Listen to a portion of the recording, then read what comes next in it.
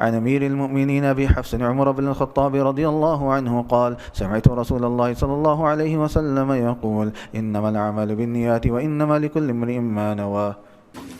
The Shaykh is saying two things: to prioritize and to do at-tadarruj.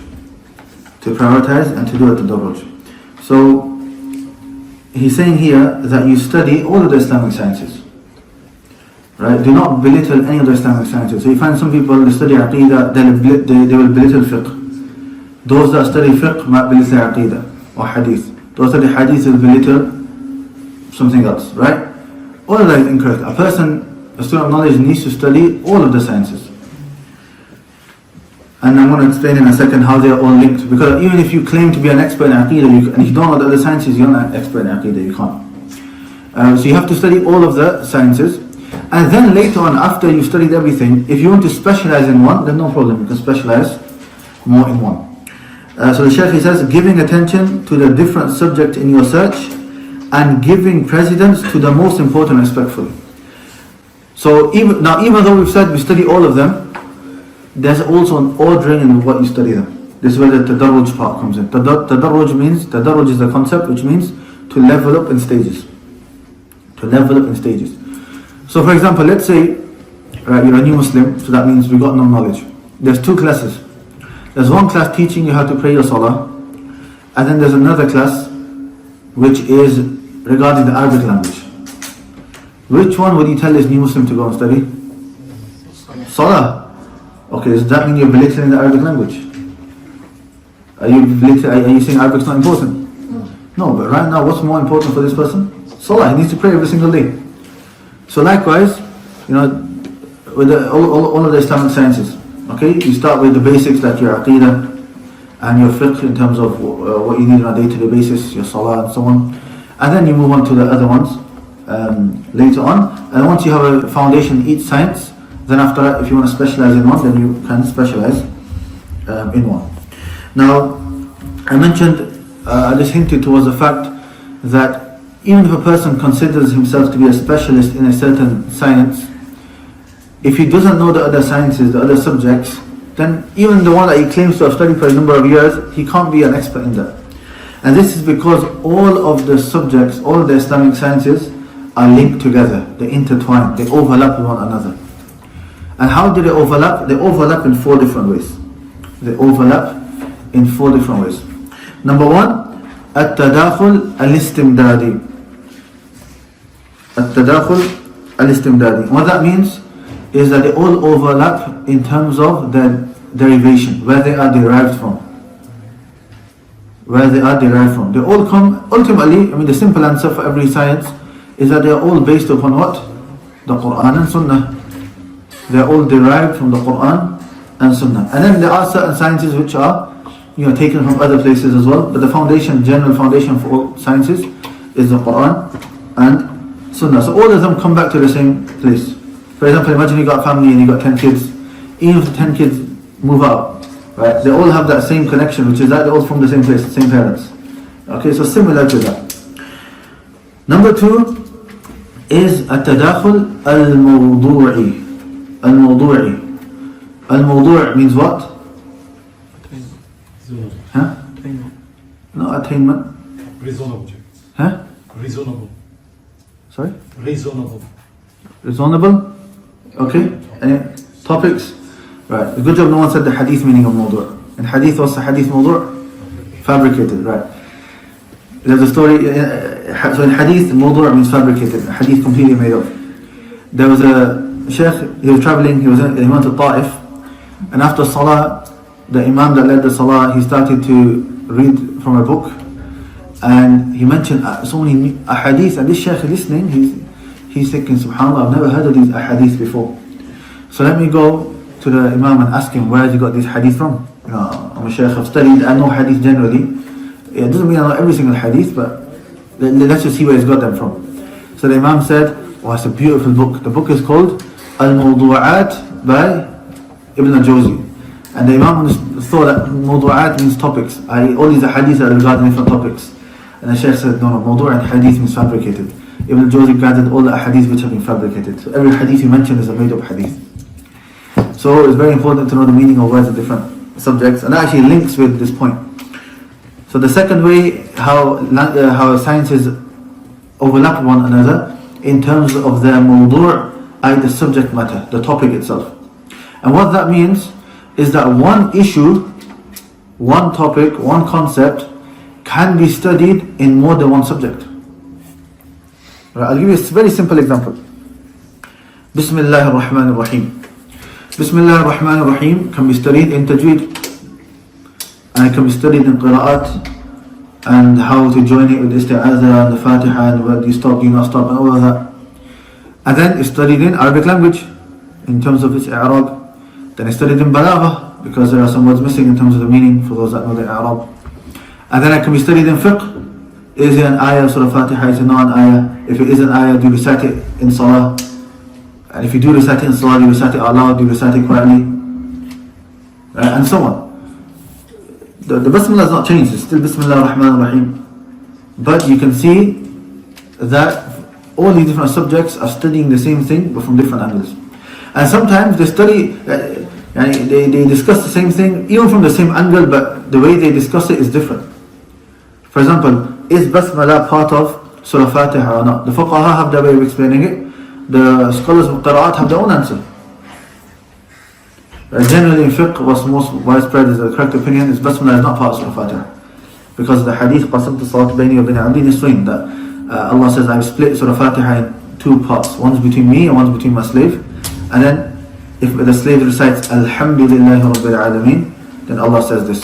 So the Prophet didn't mention Bismillah. So they say it's not part of Bismillah. The ulama of Qira'ah have their own answer. They say, it's part of Surah Fatiha in some Qira'at, and it's not part of Surah Fatiha in other Qira'at. That's the way they combine between all the adillah. The point being is, now if you just restrict yourself to one science, you're not going to know all the other topics and so on. Even in Qira'at, they have their own books which are musnada, have whole chains of narration that many of the fuqaha, even sometimes muhaddithun don't know, because they're not specialized in those books. But the Qurra spend a lot of effort in gathering those ahadith pertaining to those topics pertaining to the Quran. So the point being is that the subjects can be studied in different, the issues can be studied in different subjects. Sometimes one subject specializes in it more than another, or sometimes they discuss it from the same angle, sometimes they discuss it from different angles. But all of that is needed for you to fully, holistically understand that topic or that issue that you are talking about. Number 3 is التداخل التأثيري. التأثيري يعني the effect that it has. So now sometimes one subject can have an effect on another subject.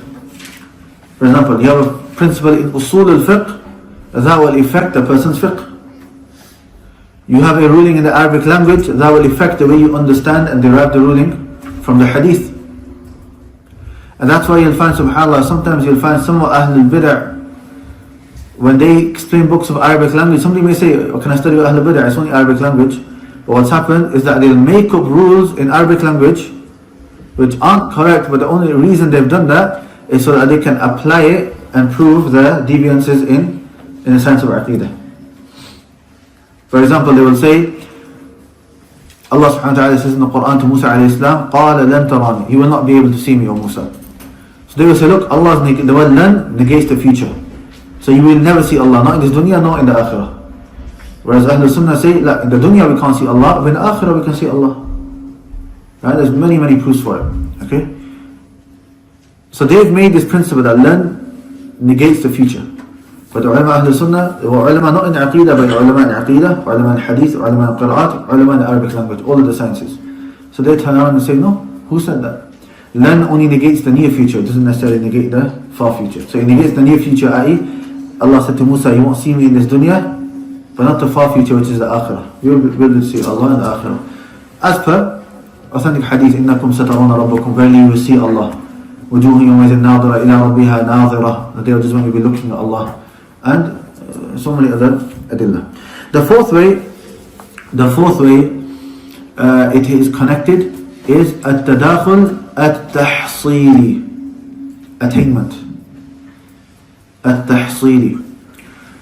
And what that basically means is that you can't fully understand one subject if you don't understand the other subject. You can't attain knowledge of that subject if you don't have knowledge of the other subjects. Right? So for example, and the ulama talk about this a lot, especially when they talk about shurutul faqih and shurutul mufassir. What are the conditions to make somebody a faqih, or conditions to make somebody a mufassir? Right? So they'll say, to become a faqih, you have to know the Quran. Now, they don't necessarily say that you need to memorize the Quran. They say you need to at least know the ayah pertaining to ahkam, rulings. And if you can't remember the whole full ayah, at least you have a general idea, you know, like you can reach it straight away. And then they mention, you need to know hadith. And you not only need to know hadith, you need to know what's authentic and what's weak from the hadith as well. And then you need to know Arabic language. And they mention so many other things. And not just know them, but solidify them. I remember a statement of Sheikh Al-Muallimi, rahimahullah. He gives a funny example, but if you understand the point behind it, you understand what he's trying to say. He says, your Arabic should be so strong, it's like, you know, for us, right? If there's a Japanese person in front of us, and there's a Chinese person in front of us, right? Would we necessarily be able to differentiate? Right? We find it a bit difficult. But if we brought another Japanese person and we say, tell us which one's Japanese, which one's Chinese, he'll know straight away. Right? The Shaykh al-Mu'allimi says, that's how your Arabic should be. That even the smallest of differences, you just know like that. Right? Even in English, sometimes you speak, and somebody who's come from another country will say a sentence, and we know that that's just wrong. Right? It doesn't sound right. Explain the reason, you might not be able to give the rule behind it, but you just know it's wrong. He said straight, it's the same with Arabic. It doesn't mean you have to literally memorize every single principle, because not everyone's going to be able to do that. But at least your Arabic that strong, you know what's right, you know what's wrong. Okay? So the point being is that even to understand a particular science, if you don't know the other subjects, you won't be able to study that science in detail anyways. So these are 4 different ways in how all of the subjects link and are connected with one another. So going back to the principle, it is to give attention to all of the subjects, but starting with the most important one first, and then moving on to the others slowly and in stages. And we're going to talk a bit more about tadarruj later on as well, but I'll just mention it now anyways, which is something, tadarruj is very important. Tadarruj means that you start off with the smaller books and then slowly go higher to the bigger books. We do that in everything. If I want to become a doctor, or let's say I want to become a teacher, I want to teach maths in school.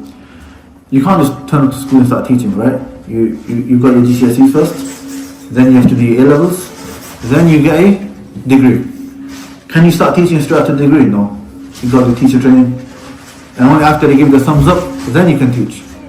You want to become a doctor, you can go through medical school, do all of that, but still you can't go and practice until you do placement for a while, and you have a sheikh basically that looks over you, tells you what you're doing right and wrong, and after you've done your placement, then you're qualified to practice.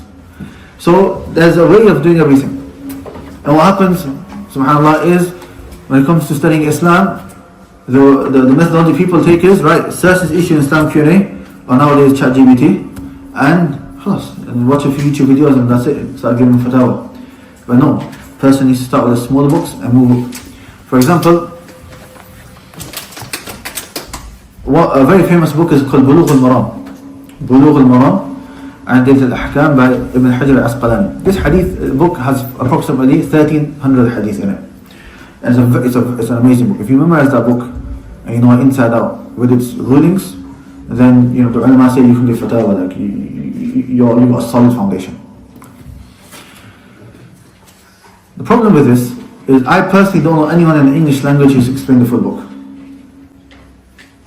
But I know so many that have taught Kitab al-Tahara from the book of purification. Because look, 1300 hadith is a lot of hadith for us normally. So what happens?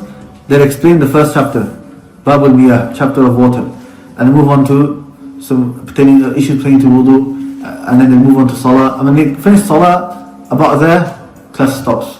Students drop out.